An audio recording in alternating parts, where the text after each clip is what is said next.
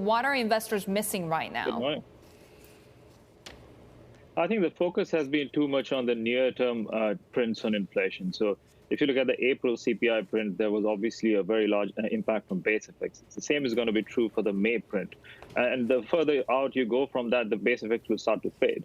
That's one. The second thing that people do worry about is the supply tightness and the supply-demand mismatches that we've seen across several industries. You look at semiconductors, shipping, even variety of commodities and food as well, where we're seeing supply shortages and supply chain blockages, which will continue to persist and provide upside pressure on prices. But for most people, for most investors, these are the only two type of inflation pressures or concerns that they're thinking about. And so the general assumption is that once we get through this period, inflation will go back towards being low for long, as we have become used to over the last several decades.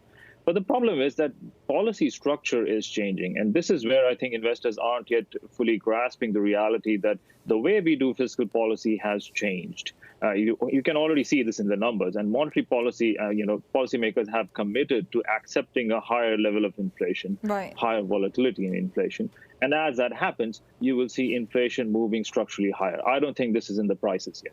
We are already seeing emerging market central banks starting to tighten the PBOC, and regulators across China also warning about interest rate hikes in emerging markets, potentially really bursting the global asset bubble that we're seeing already. Is this a concern?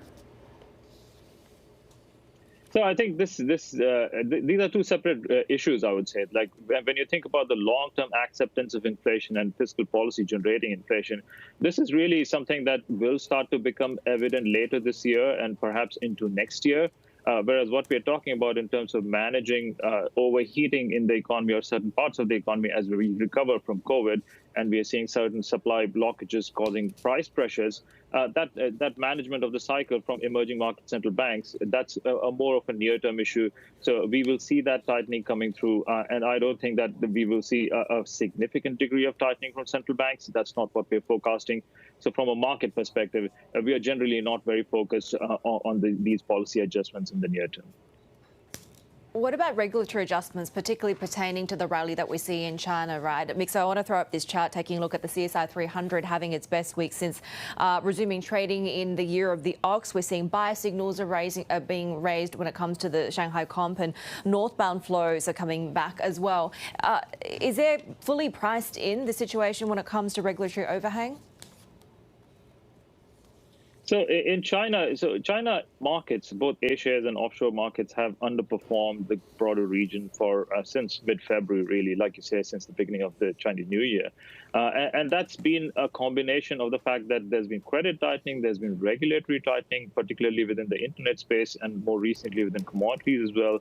And so all that things put together, we've seen sentiment in China deteriorating quite rapidly from the early part of January. What we're seeing right now, at least over the last 4 weeks, we've seen our A-share sentiment index, which is on Bloomberg, by the way, has been rising from very, very depressed levels. So that typically is a good sign for markets. And like you said, the China A-share index basically broke out of its, the range that it has been in since early March, just last week. And there is definitely strong momentum in this move, and we do think that China's markets could start to outperform broader region from here. And of course, being the factory floor of Asia and for much of the world, are investors underestimating the longer-term impact of an inflationary comeback in China? So I think this is true everywhere, right? Like investors are underestimating an inflationary pressure across the world. And I think from an equity market perspective, the easiest way to express this is being long value. And this is why we structurally upgraded value to a core overweight in January this year, anticipating this move that policymakers will shift towards using more fiscal policy, and that will create sustained inflationary pressures and push bond yields higher structurally from here. As that happens, you will start to see value outperform, you will see small caps outperform, and these are basically the two best ways to express this trade on a long-term basis. Of course, there will be cycles within that. We are prepared to position for these cycles as they come and go, but I think longer-term investors have to consider a more core allocation into value, which really hasn't been the case for the last 10 years. And I think there's a generation of investors out there to whom this is an entirely new concept. In fact, this GTV chart on the Bloomberg right now showing how Asian value stocks have outperformed growth stocks for a few months already. Where do you find those value stocks? Because a lot of people, at least a few months back, were saying that perhaps Japan is a good bet, given how cyclically tilted they are as well. But now they don't seem to be as positive anymore. No, I think Japan is still a good bet. So the thing is that if you think about value from a global perspective, it's worked a lot more from a sector basis than from a regional basis. And there are various reasons for that. You know, the increase in bond yields that we've seen has been very good for value on a sector basis, but we haven't seen that follow through into regionals. So like Japan or emerging markets haven't really outperformed. And there are good reasons for that, like I said. But when you think about it from a sector basis, within every market, we are starting to see commodity plays, financials, and you know, the rates sensitive plays.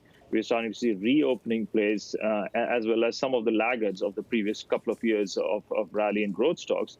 All of those are starting to move. So when you think about value, these are the four basic trades that we're looking at: you know, commodities, rate sensitives, laggards, as well as reopening. And we will, on a tactical basis, rotate among these four whenever we see the opportunities.